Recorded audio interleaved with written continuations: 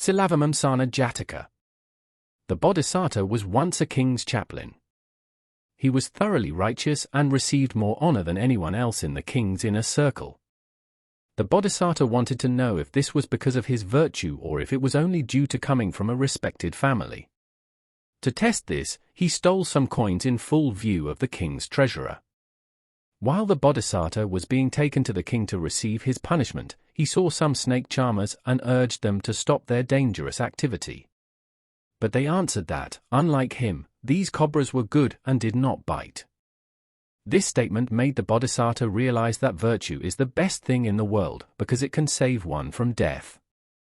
After the king ordered the Bodhisattva executed, he said he was not a thief and explained why he had pocketed the coins.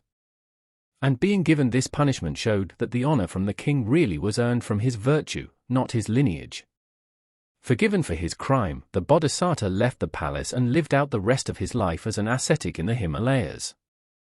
In the lifetime of the Buddha, one of the Buddha's disciples had been a king's chaplain before joining the Sangha.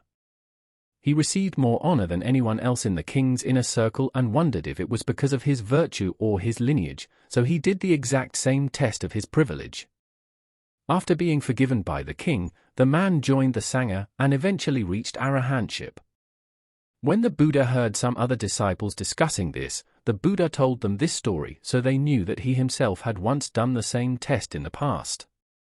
The king's followers were earlier births of the Buddha's disciples.